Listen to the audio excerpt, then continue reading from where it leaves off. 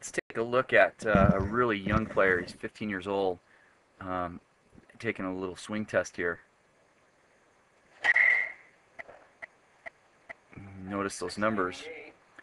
Um, if we go back and take a quick look, we're at 405 distance off the tee, 96 bat speed, 98 ball speed, 102 power transfer ratio. The yellow line that you see is basically his swing line at the moment that he hits it is directly in line with the line of the ball that's leaving the bat. And typically when we get our best scores, that's taking place. But the point I wanted to make with this is, again, about the lead arm. If you take a look at this swing, there's a lot that this picture will tell us. Number one, stiff as a board. Number two, I can't really get an accurate angle. Let's try a different color here. I can't really get an accurate angle because the bat is bending at this moment. And it's bending because it's changing directions and going the other way.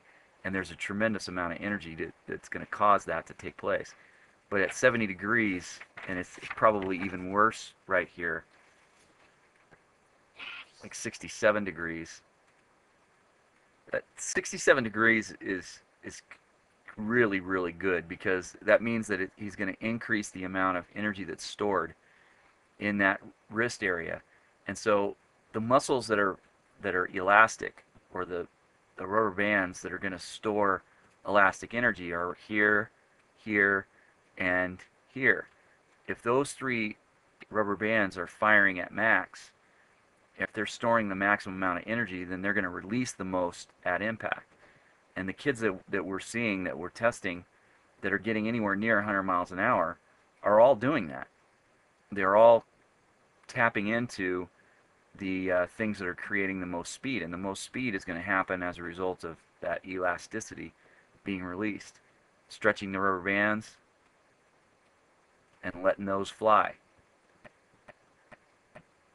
The other thing that's at work is at the moment of impact, when that lead arm is locked out, which this one clearly is, and the lead leg is locked out, which this one clearly is, and all the energy is leaving the backside, so it's all going to that point in time. And you can tell that by the fact the back foot has completely left the ground. Not that that's ideal. I think actually ideal would be to push off hard, but to leave it in contact at that place. But there's a lot of cases where you see the back foot come up off the ground, and people are hitting balls that are mammoth. But it's really pretty hard to imagine a player hitting a ball a whole lot harder than this at 15 years old, right at 100 miles an hour. And the reason that that's taken place, obviously he's very strong, but he's also tapping into the things that are creating speed. Because there's lots of kids that are this strong that are not anywhere near 100 miles an hour.